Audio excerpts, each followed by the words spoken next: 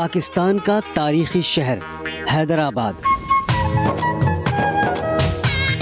हैदराबाद तारीखी और सकाफती हवालों से न सिर्फ मुल्क भर में बल्कि दुनिया भर में मशहूर है।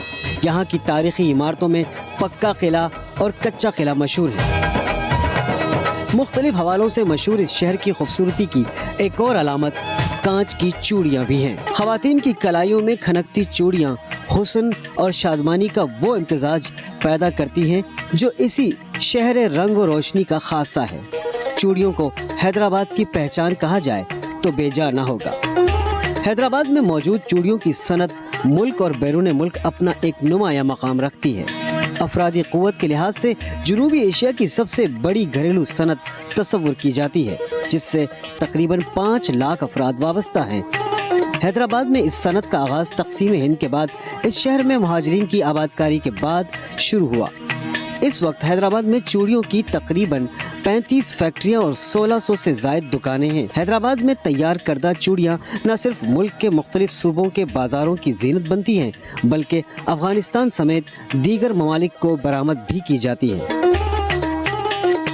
खूबसूरत चूड़ियों की तरह इसकी तैयारी भी कई दिलचस्प मरहलों से गुजर कर होती है। इनकी तैयारी के लिए खाम माल दरअसल शीशे के वो टुकड़े होते हैं जो बोतलों और दीगर कांच की अशिया के टूटने के बाद कचरा बन चुके होते हैं।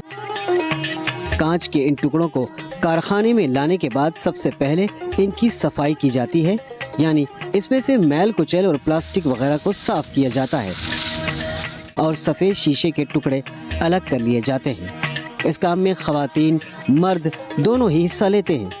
इस अमल के बाद साफ शीशे को ट्रॉलियों में भर के भट्टी के पास मुंतकिल किया जाता है। पहले चूड़ियाँ बनाने के लिए सलीका सैंड, सोडा ऐश और केमिकल इस्तेमाल करके कांच तैयार किया जाता था, जिसमें न सिर्फ ज़्यादा हरारत की ज़रूरत होती थी बल्कि वक्त भी ज़्यादा सर्फ होता था। मगर अब 16 से 17 घंटे में भट्टी अपनी मतलूबा हरारत हासिल कर लेती है, क्योंकि अब रेत और सोडा के साथ टूटे हुए कांच के टुकड़ों का इस्तेमाल भी किया जाता है। इस तरह 30 घंटे में शीशे के टुकड़े, सलीका और सोडा मिलकर पिघला हुआ शीशा बन जाता है, जो चूड़ियाँ बनाने के लिए इस्तेमाल होता है। सलीका, रेता और सोडा ये हमने मिक्स कर दिया। अगर हमें ये इससे बनेगा सिर्फ वाइट कांच। अगर इसमें आपको कलर बनाना है तो उसके लिए जो है दूसरे केमिकल डालते हैं कलर के लिए। अभी ये भट्टी में जाएगा, कांच के साथ ये मिक्स हो जाएगा। सलीका, रेता और सोडा ऐश जो हमने वहाँ मिक्स किया था वो हमने भट्टी के अंदर डाल दिया है। जैसे आपने देखा वो ट्रॉली वाला आया, उसने यहाँ कांच डाल दिया। डालने के बाद इसको भट्टी में डाल देते हैं। भट्टी में डाल के 48 घंटे तक ये गर्म होता है, मेल्ट होता है।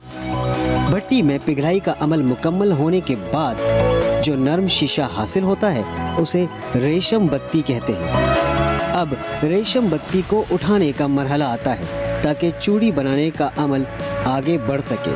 रेशम बत्ती यानी पिघले हुए शीशे को उठाने के अमल को कारीगर गुल्ली बनाना कहते हैं। गुल्ली बनाने के लिए लोहे की लंबी सलाखों में थोड़ा सा पिघला हुआ शीशा लगाया जाता है ताकि उसमें चिपकाकर भट्टी से ज़्यादा शीशा निकाला जा सके। ये काम अंजाम देने वाला शख्स बबल मेकर कहलाता है, जबकि उसके ज़रिए भट्टी से शीशा निकालने वाले को गुल्ली मेकर कहते हैं। भट्टी से शीशा उठाने के बाद बॉल बनाया जाता है। बॉल बनाने के बाद उसे मखसूस शक्ल दी जाती है, जिसे लोम बनाना कहा जाता है, और बनाने वाला कारीगर लोम मेकर कहलाता है। ये लोम बन रही है। लोम के मायने है कि इसको कांच को लंबा कर रहे हैं, इसको बेल के बना रहे हैं। बनाने के बाद में इसको आगे लेके जाएंगे। लोम को है ना वहाँ से उठा के लाते हैं, फिर उसको भट्टी में डालते हैं। ये नरम होती है। यहाँ पर नरम होने के बाद में इसको पेल मांजे जाते हैं। पेल मांजने के बाद में फिर सिकाई वाले के पास जाती है। इसके बाद बराबर में जाएगी। बराबर में जाने के बाद में फिर गोलाई की प्रोसीजर पे जाएगी, फिर गोलाई होगी। लोम बनाने तक शीशा काफी हद तक ठंडा होकर सख्त हो चुका होता है। इसे दोबारा भट्टी में डाला जाता है ताकि ये दोबारा नरम हो जाए। अब उसे जिस भट्टी में डाला जाता है उसे सेकाई की भट्टी कहते हैं। यहाँ पैल मांजने का अमल किया जाता है। इस अमल से ही चूड़ी में चपटापन और चमक आती है।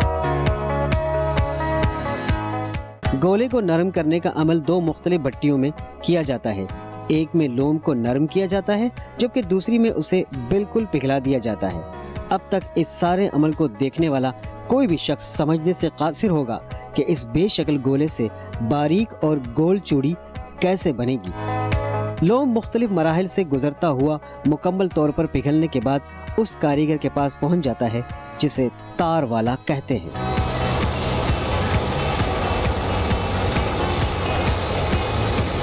ये लोम खींच के लगा रहे हैं, जो वहाँ से पिलगी हुई आ रही थी उसको खींचने के बाद में बेलन पर लगाते हैं, फिर गोलाई होती है। ये गोलाई हो रही है, यहाँ ये गोलाई कर रहे हैं, ये लोम लगा रहे हैं। इसके बाद में गोल चूड़ी बन रही है, आगे वहाँ से मुट्ठे उतर रहे हैं, चूड़ी उतर रही है।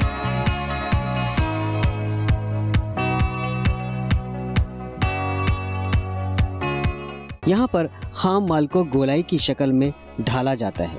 यहाँ चूड़ी बनाने का सबसे अहम और नाजुक काम होता है, क्योंकि यहाँ खाम माल का गोला, जो कि अब इंतहाई नरम हो चुका होता है, बड़ी महारत और फनकारी के साथ भट्टी के साथ लगी मशीन पर इस तरह लगाया जाता है कि वो बारीक और गोल चूड़ी की शक्ल इख्तियार कर लेता है। ये काम करने वाला कारीगर तारकश कहलाता है। ये मशीन कई गोल आहनी सलाखों और जंजीरों पर मुश्तमिल होती है। मशीन के जिस हिस्से पर चूड़ी की अपनी उमूमी शक्ल आती है उसे बेलन कहा जाता है। इसी मशीन की दूसरी तरफ एक और कारीगर बैठा होता है जो बनने वाली चूड़ियों की गोलाई और मोटाई को चेक करता रहता है। किसी भी खराबी की सूरत में वो चूड़ी को अपने हाथ में मौजूद लोहे की रॉड से तोड़ देता है और तैयार होने वाली चूड़ियों को उठाता जाता है।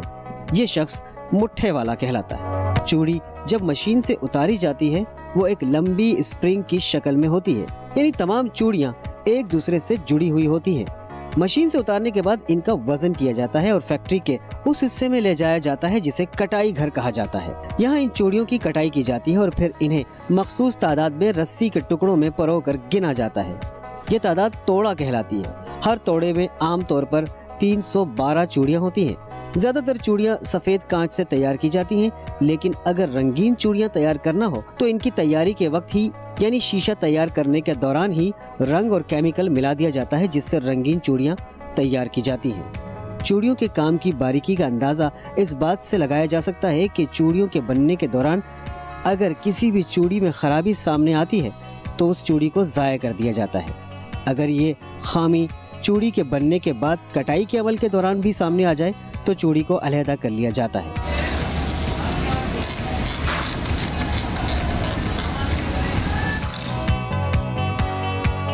अब चूड़ी काफी हद तक अपनी शक्ल में आ चुकी है, लेकिन अभी इसे सदाई और जुड़ाई के अमल से गुजरना है। सदाई दरअसल कटी हुई चूड़ी को बैलेंस करने को कहा जाता है, जिसके बाद चूड़ी में टांका लगा दिया जाता है।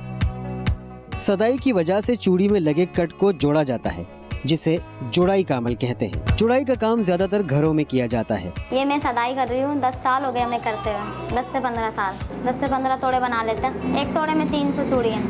हैदराबाद में पूरे के पूरे खानदान चूड़ियों की सदाई और जुड़ाई करके रोजगार हासिल कर रहे हैं। सदाई और जुड़ाई के बाद चूड़ी मुकम्मल तौर पर तैयार हो जाती है। अब इनके तोड़े बांध दिए जाते हैं। इसके बाद दुकानदार कारखानों से इन चूड़ियों को खरीद कर ले जाते हैं और अपने हिसाब से इस माल पर मीनाकारी करवाकर और मुख्तलिफ डिजाइन और रंगों में लाकर इनकी मजीद वैरायटीज तैयार करते हैं। यानी इन सादा चूड़ियों को अभी बड़े मराहिल से गुजरना है। इनमें से एक अहम मरहला चूड़ियों पर पॉलिश करना है। हमारे पास ये प्लेन चूड़ी आती है, हम इस पर डिज़ाइनिंग करते हैं। ये आता है पत्थर, इस पत्थर के ऊपर हम डिज़ाइन बनाते हैं। डिज़ाइन बनाने के बाद उसके ऊपर चूड़ी की घिसाई करते हैं। घिसाई होने के बाद चूड़ी पे डिज़ाइन आ जाते हैं। इसमें मुख्तलिफ तरीके के डिज़ाइन बनते हैं। अलग अलग डिज़ाइन है, पेल बच्ची है, झूमर है और अपना गुल्ला बच्ची है। तकरीबन 15 से 16 डिज़ाइन है इसके। वो अलग अलग तरीके से बनते हैं, फिर सबके रेट अलग अलग हैं। रंगाई और डिजाइनिंग का ज्यादातर काम माहिर कारीगर अपने हाथों से करते हैं, लेकिन इस अमल में कुछ मशीनों का इस्तेमाल भी किया जाता है। सादा मुकम्मल आता है कारखाने के जरिए।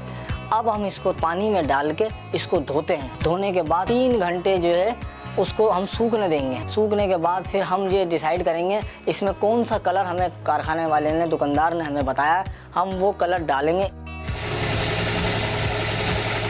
चूड़ियों पर बनने वाले मुख्तलिफ डिजाइन्स में पेल बिच्ची, झूमर और गुला बिच्ची वगैरह ज्यादा मशहूर है।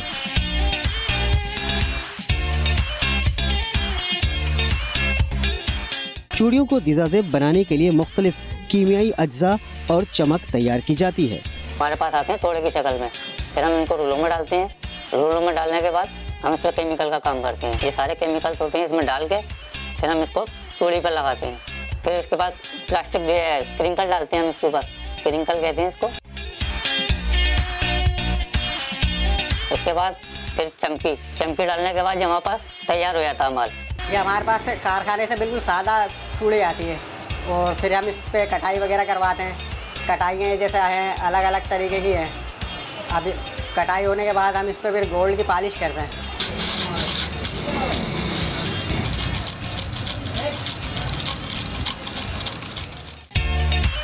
चूड़ियों के ऊपर वो पॉलिश कर रहे थे, उस पॉलिश को जो है ना ये लड़का लेकर आया है यहाँ पर फर्नेस के ऊपर पॉलिश करने के लिए।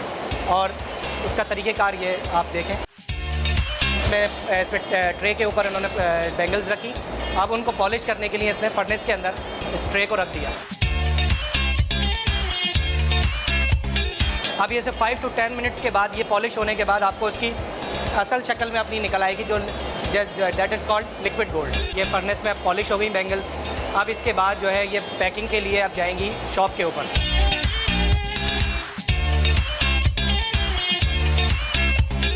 अब ये शॉप्स पे आ गया है जहाँ पर इसकी सॉल्टरिंग हुई। सॉल्टरिंग होने के बाद पैकिंग हुई और अब ये मार्केट में डिस्पैच के लिए तैयार है और अदर सिटीज़ में जाने के लिए तैयार है। दूसरी अशिया की तरह एक्सपोर्ट क्वालिटी की चूड़ियों की तैयारी भी खरीदार की मर्जी और मंशा से की जाती है। यानी क्लाइंट की डिमांड के मुताबिक चूड़ियां तैयार करके डब्बों में पैक की जाती हैं और फिर इन्हें व्यापारियों के हवाले कर दिया जाता है, जो चूड़ियों की तलब के मुताबिक मुख्तलिफ शहरों, सूबों और ममालिक में फ़रोख्त के लिए भेजते हैं। यहाँ हमारे पास माल, जहाँ यहाँ की होलसेल बड़ी मार्केट है, वहाँ से माल आता है। फिर यहाँ पे हम कई तरह का हमारे पास माल होता है, ठीक है।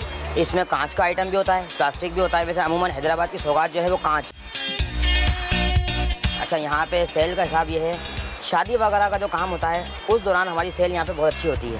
जैसे रबील वगैरह हो गई, अल्हम्दुलिल्लाह ईद वगैरह के सीज़न में, इस तरह तो हमारे पास काम यहाँ ज़्यादा होता है। अच्छा, यहाँ पे हमारा माल हैदराबाद से बाहर भी बहुत जाता है, ठीक है, पाकिस्तान से बाहर भी बहुत जाता है। मैचिंग वगैरह भी कर देते हैं यानी कि, ठीक है। और फुल बॉक्सेस वगैरह का भी काम हम करते हैं पूरा। जैसे होलसेल करना है हमें, कोई किसी को दुकान के लिए देना है तो हम होलसेल भी करते हैं और रिटेल भी करते हैं। चूड़ी की सनत पाकिस्तान की उन चंद सनतों में से एक है जिनकी तैयार करदा अशिया न सिर्फ मुल्क की जरूरियात पूरी करती हैं, बल्कि ये अशिया बरामद भी की जाती हैं। हुकूमत को चाहिए कि इस मुनाफा बख्श सनत पर तवज्जो दे ताकि खुशी की ये अलामत यानी चूड़ियाँ तैयार करने वालों की जिंदगी से भी मुआशी तंगी की स्याही छट जाए।